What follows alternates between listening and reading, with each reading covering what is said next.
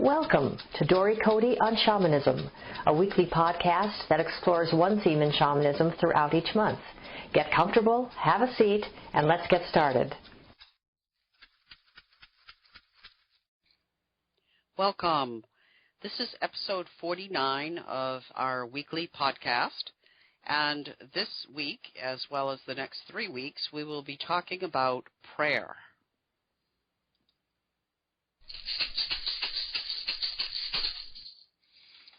Dory, please tell us from a shamanic perspective, what is prayer? That's a pretty broad question. I will do my best. As most people know, the practice of shamanism involves the shamanic journey, which is about allowing a part of one's spirit to travel outside of space and time and connect with spirits from other realms for the purpose of bringing through healing, power, guidance, inspiration, and so forth.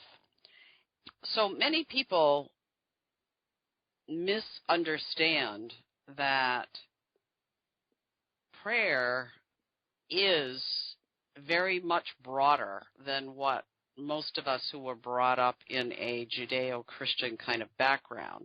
Prayer is actually much broader than that.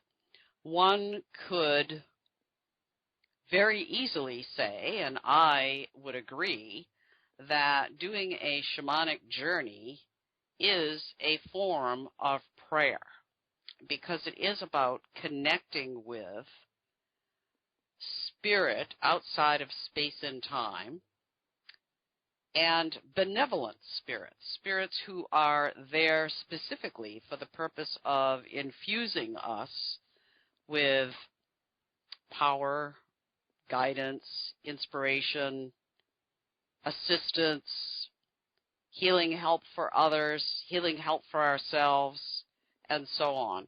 So a shamanic journey, I truly believe, is a form of prayer. And but there is more to it than that. So I would like to continue this conversation to talk about, well, do, shamanic practitioners pray in other ways?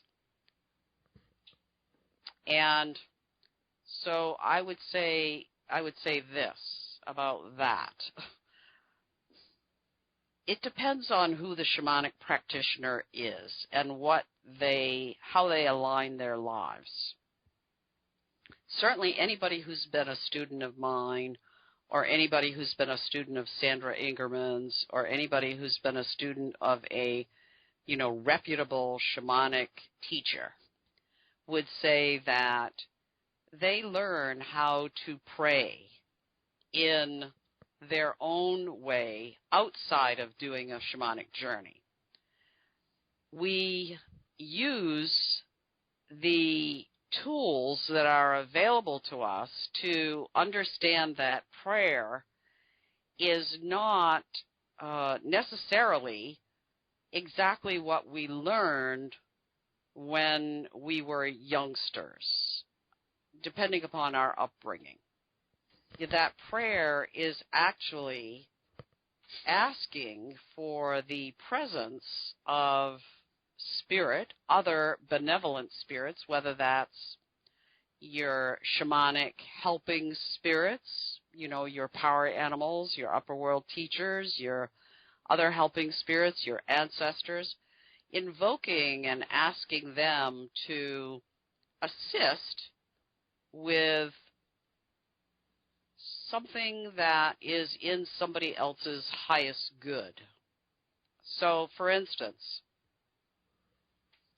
I might ask my helping spirits to do something that is in the highest good of a friend, a relative, a client, a student, and do that in a very intentional way.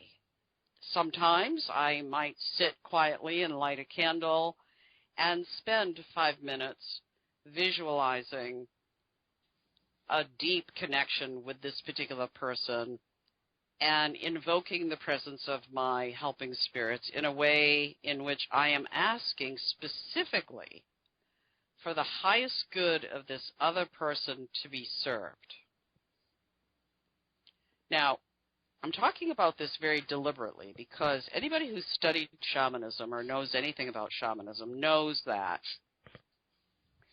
we never, ever, ever, ever do healing work on somebody without their permission, because to do so is a type of, spiritual or psychic stalking. It's seeing ourselves as knowing more and being more powerful than another. And that is not okay. You don't ever do, a soul retrieval for Aunt Sadie, who's in a hospital in Des Moines, Iowa, without her permission. However, I can sit quietly and send the power and intention of the spirits with whom I have a deep connection, regardless of who they are, my own power animals, my helping spirits, the power of the greater one, of the power of the universe, the power of Jesus or God or whoever it is I invoke, to be with Aunt Sadie in this hospital in Des Moines, Iowa, and do whatever is in her highest good. I'm not praying for her to be healed. I'm not praying for her to mend her broken leg. I'm not praying for anything other than leaving it to the presence of spirit to serve whatever is in her highest good. So that's how a reputable shamanic practitioner would pray. It is different in many ways than what others might consider prayer, and I'm happy to talk about that more. But let's see, are there other questions that anybody has about prayer and shamanism? So this reminds me of Reiki, where you have to ask permission to go into the energy of someone and send them energy. You need permission to send energy to someone else. You're requesting almost that spiritual honey that we talked about in the previous set of podcasts. You're requesting community, but on the spiritual level.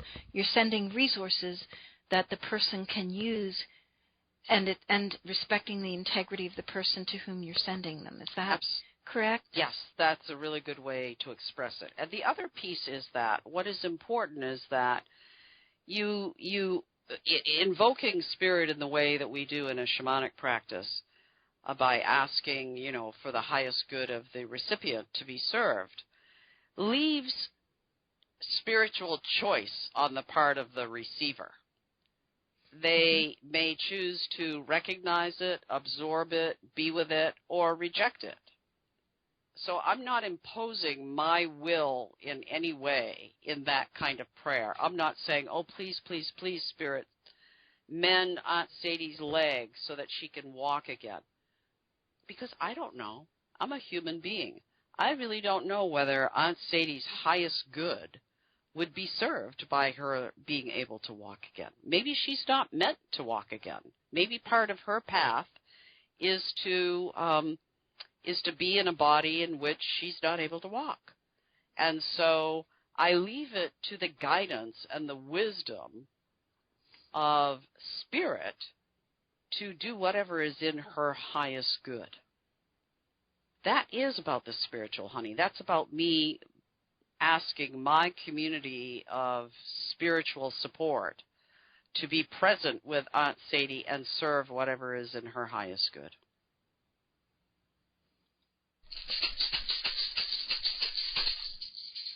In Washington, D.C., there's the Pope John Paul II National Shrine, and in that shrine there's a museum where there is a representation of prayer. You go up to a keyboard and you can write your prayer in, and words from your prayer go up a wall in color and in different forms, and they mix with all the other prayers that have been entered that day, and you see the supplications going to Spirit. It's a very moving thing, but they're words. They are specific words, and I'm hearing that a shamanic prayer in some ways is supplication outside of words. Is that true? It is partially true. It's not wholly true. It really depends on the practice of the individual practitioner. I tend to not work with words a whole lot because when we experience shamanism in a very deep way and go, do many, many, many shamanic journeys, we come to understand that truly Spirit is outside of language. There is no language that can translate the experience of Spirit. So I work much more with visual than I do with words, but I do know many shamanic practitioners who do work with language, and so there's no difference. It's not that it's ineffective to use language or ineffective to use visuals. I tend to use more of the visual. But yes, words, a shamanic practitioner might sit and light a candle or just sit quietly for a moment and, send a silent or an auditory prayer of, please, Spirit, serve whatever is in the highest good of dear Aunt Sadie, who's suffering greatly right now with a problem with her leg in a hospital in Des Moines, Iowa. Please serve whatever is in her highest good at this time and at all times. I thank you for your guidance, your healing power, and wisdom. That might be a prayer.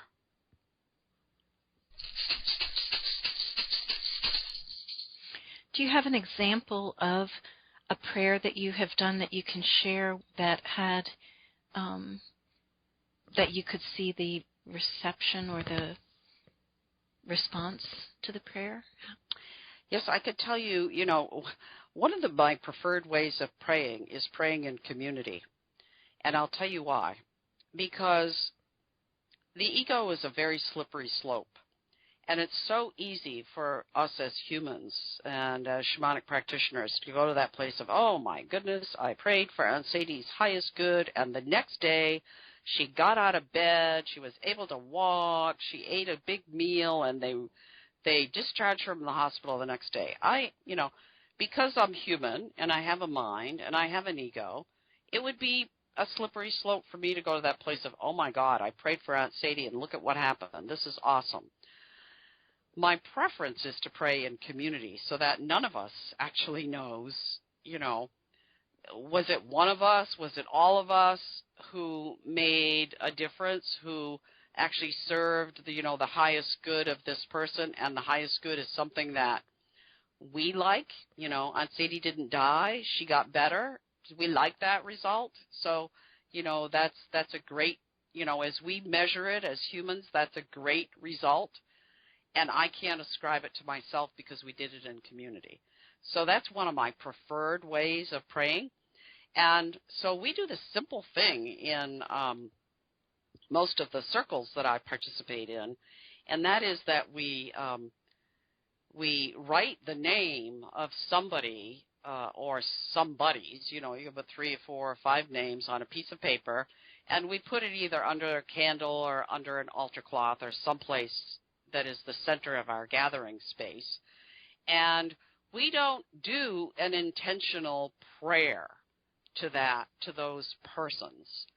We invoke, the presence of their spirit by writing their name and allow whatever healing power, energy that we contribute to the good of the earth and the universe during the course of our time together to travel outside of space and time for the benefit of the highest good of anybody whose name is under that altar cloth. I have seen and heard about amazing, amazing results that are actually somewhat immeasurable, where, somebody who Well, I can give you an example of something that occurred just a few months ago where two people approached me and said, oh, my God, can you help? It was a former student whose father was dying and kind of stuck in the dying process, and another person who isn't coming to mind right now who also asked me to pray or help in some way with another person they knew who was dying and stuck and having a hard time leaving. And so I said, well, I'm teaching this week, and I'll put their name under the altar cloth. And I just left it at that. I put their name under the altar cloth, and that evening, so the first day was Saturday, that evening I got texts and emails and from both of those people saying their person died during the day. And, so could I say, wow, it was me, I helped them? No. It was the power of spirit and the power of community and the energy that we created together that somehow infused the, universal pathways, the essence of light, and those people were able to tap into that and be aided by it. That's my interpretation. Is that prayer? From a shamanic perspective, I call that prayer.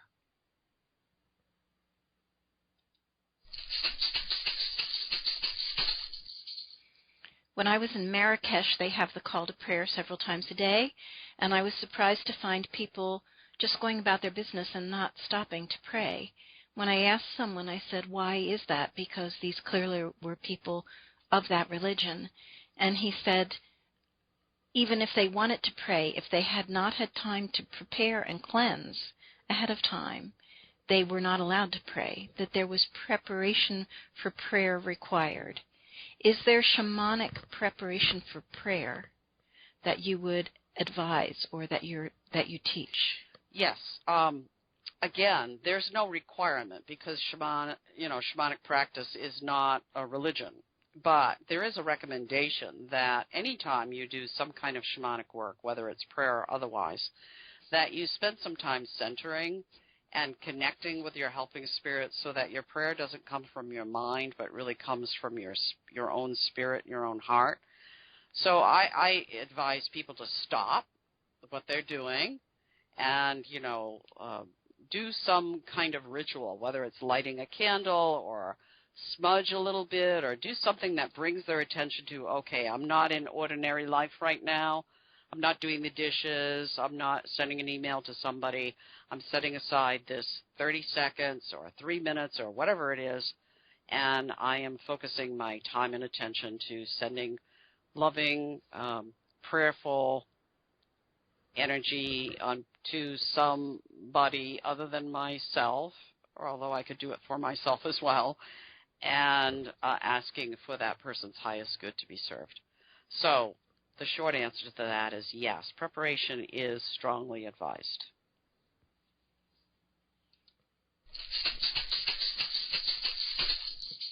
You just answered a question that was on my mind, which is, can one pray for themselves? That's allowed, Absolutely. Yes. Okay. Can you speak about the work of Larry Dossey and his studies about the effectiveness of prayer in healing? I love Larry Dossey. I love his work. I've read his books, the first one being, many years ago, titled Healing Words. That's the short title of the book, The Power of Prayer and the Practice of Medicine. And as you know, he's a doctor, and he discovered that his patients were healing much more quickly and more effectively when they were part of a community of people who prayed for them. And that became a bit of a mystery to him, and so he made it his business to do some research and to engage others in doing research on that. And so I truly believe in his work because it has been demonstrated that it works. And how does it work?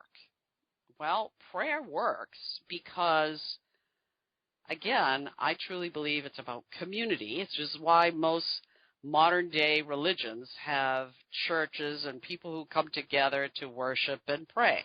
There's a power in more than one. Not that one person can't be effective, but the power of community is greater. So when somebody is ill and they have a lot of people praying for them, the possibility of them being in a place where their highest good is served is very good.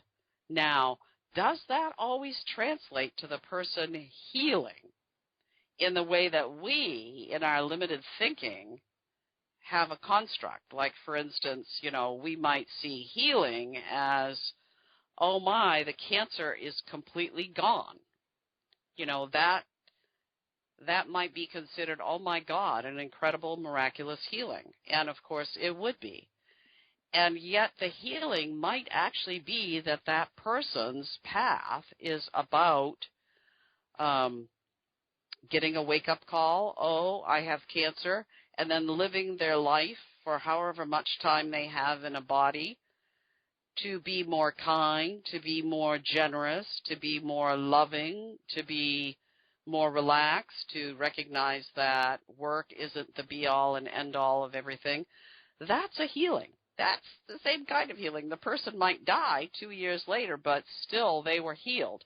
It isn't apparent to the people who are praying always because they have a construct of the healing is, oh my God, the person gets better and the cancer is gone. So in that way, I disagree a little bit with some of Larry Dossey's work because what he pretty much was measuring was healing results, what we would conceive of healing, of getting, quote, better on the physical plane or on the mental plane or the emotional plane. And it isn't always, the results are not always that. There is healing, but it isn't what we in our limited thinking believe healing could or should be. Do you have anything else to add on the subject of what is prayer? No, I feel complete about that for the moment. I look forward to next week's podcast where we can explore this topic in a little more depth. Thank you for listening to Dory Cote on Shamanism. We'd love to hear your thoughts, stories, reactions, and questions. Come on over to dorycote.com and join the conversation. And tune in next week for more on this subject or next month for a new subject. You can subscribe to this podcast in iTunes or sign up on dorycote.com to receive notices when the podcasts are posted. That's Dory, D-O-R-Y, and Cote, C-O-T-E.com. Drumming and rattling by Dory Cote and Terry Morgan. Technical assistance and audio production by JillHackett.com. And this is Susan Savelle, wishing you many blessings in your life. We hope to have you join us next time.